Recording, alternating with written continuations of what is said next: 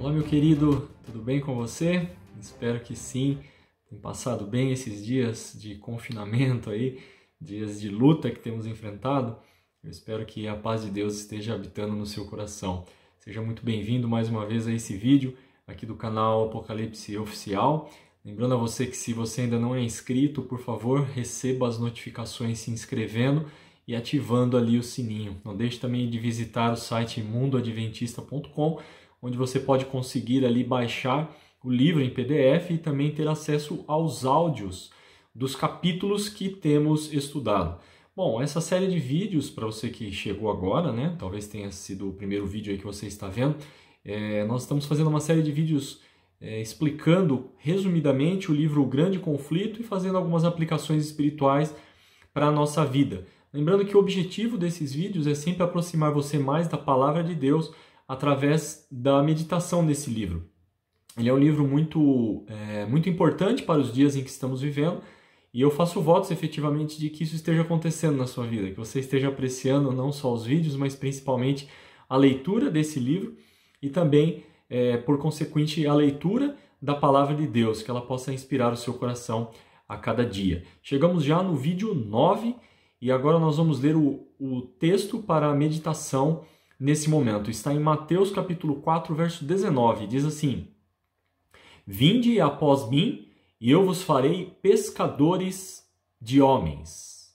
O livro O Grande Conflito, ele é dividido em 4 grandes seções, né? Se você pegar ali na introdução, ele é dividido em 4 grandes seções. E nós chegamos agora já na segunda seção desse livro. A temática dessa seção toda, ela será Despertam as Nações. Nessa sessão, então, na segunda sessão do livro, é demonstrado como a reforma ela foi avançando nas diferentes regiões da Europa e como, à medida que a reforma avançava, a luz brilhava e as pessoas eram despertadas para uma compreensão melhor do conhecimento bíblico. Elas tinham acesso, na verdade, ao conhecimento bíblico.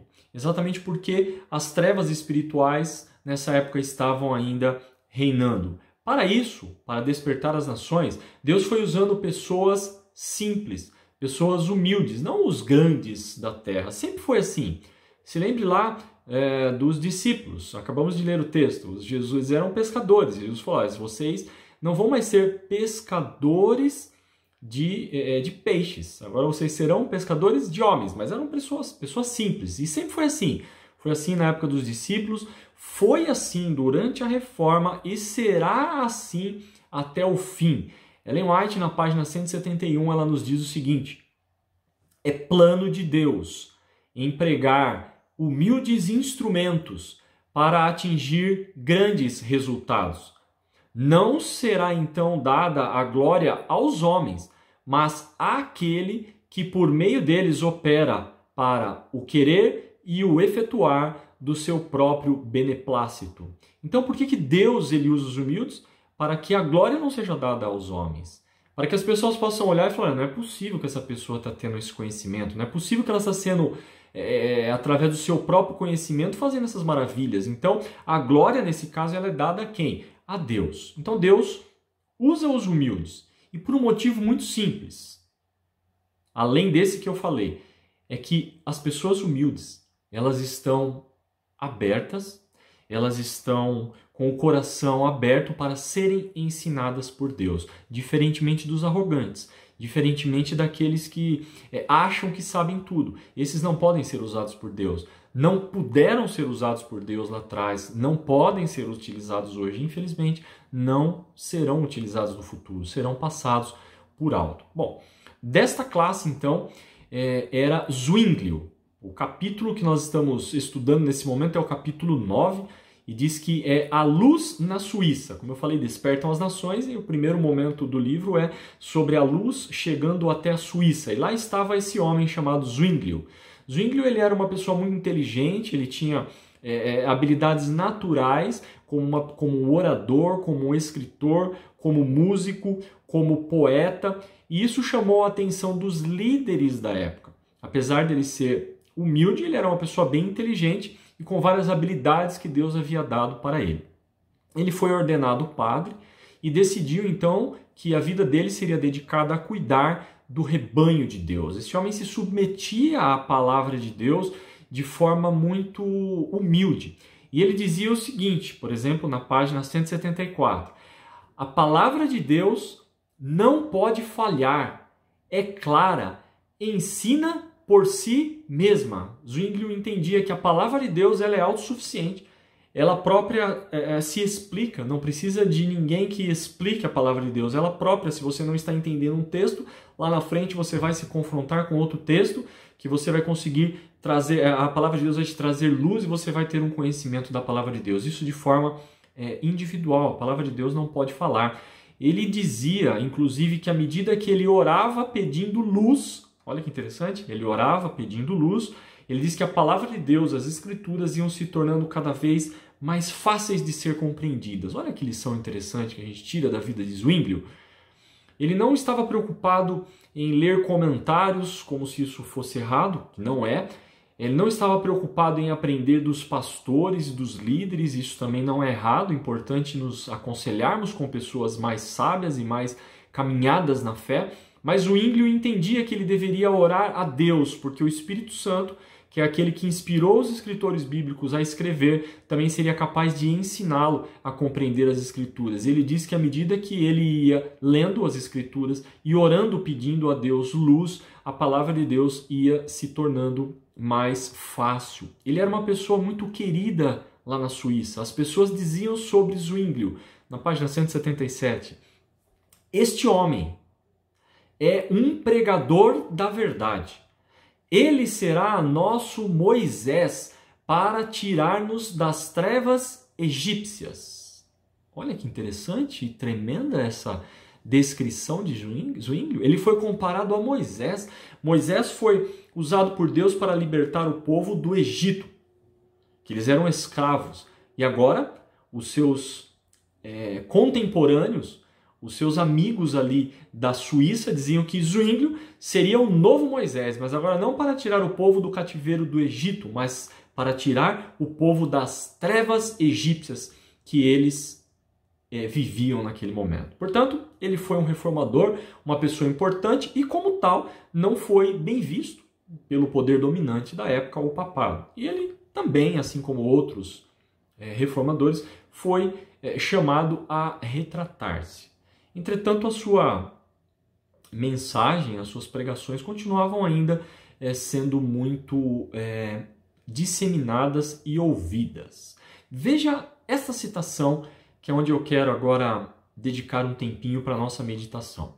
Ela está na página 174. Diz assim: a doutrina pregada por Zwinglio não a recebera ele de Lutero. Era a doutrina de Cristo. Se Lutero prega a Cristo, disse o reformador suíço, ele faz o que eu estou fazendo. Nunca uma só palavra foi por mim escrita a Lutero, nem por Lutero a mim. E por quê? Para que se pudesse mostrar quanto é consigo mesmo concorde o Espírito de Deus, visto que nós ambos, sem qualquer combinação comum, ensinamos a doutrina de Cristo com tal uniformidade. Lembre-se, nós falamos nos últimos dois capítulos sobre a história de Lutero. Falamos como Lutero teve influência nesses reformadores, como à medida que os escritos de Lutero iam avançando pelas nações, aquilo era despertado e as pessoas ficavam realmente impressionadas. Mas com Zwinglio foi diferente. Ele diz que ele nunca se comunicou com Lutero. Ele nunca escreveu para Lutero, Lutero nunca escreveu para ele, e ele chegou a dizer o seguinte: olha, se Lutero está pregando a Cristo, amém por isso. Eu estou fazendo a mesma coisa. Eu nunca me comuniquei com ele para que a gente pudesse combinar o que a gente fosse falar. O que nós vimos aqui, queridos, é algo semelhante ou igual o que aconteceu com a inspiração bíblica. A inspiração bíblica também foi assim. Ora, os apóstolos não combinaram o que iriam escrever. O Espírito Santo os inspirava e eles escreviam. Assim estava acontecendo com Zwinglio e com Lutero. Esses homens não se comunicavam, mas apenas pelo estudo da palavra de Deus, apenas pela impressão do Espírito Santo no seu coração, Eles estavam pregando a mesma coisa. E ele diz exatamente por quê? Para demonstrar que o Espírito Santo, ele é concorde consigo mesmo. Ou seja, ele não vai dar uma doutrina aqui e outra doutrina diferente ali. Isso nós temos que estar bastante atentos para esse detalhe. A palavra de Deus o Espírito Santo nunca vai dar uma doutrina para um e uma doutrina diferente para outro. Senão o Espírito Santo seria um espírito de confusão. A doutrina de Cristo é única. Isso que nós aprendemos aqui da história de Zwinglio. Podemos aprender da Bíblia através do próprio Deus, irmãos. Dá para imaginar isso? Você não precisa de um professor. Você não precisa de alguém que te ensine a Bíblia. Sim, é importante. É importante você ter alguém para te dar os seus primeiros passos ali nas Escrituras. Mas, segundo Zwinglio dizia, e segundo a experiência dele, ele próprio aprendeu de Deus. Quanto mais ele orava e pedia luz, mais luz ele recebia. Quanto mais ele orava, mais luz ele pedia. E mais na palavra de Deus ele se aprofundava e obedecia a palavra de Deus, mais luz ele recebia. Será que isso não pode ser a minha experiência e também a sua experiência nos dias de hoje? Eu não tenho dúvida que pode ser.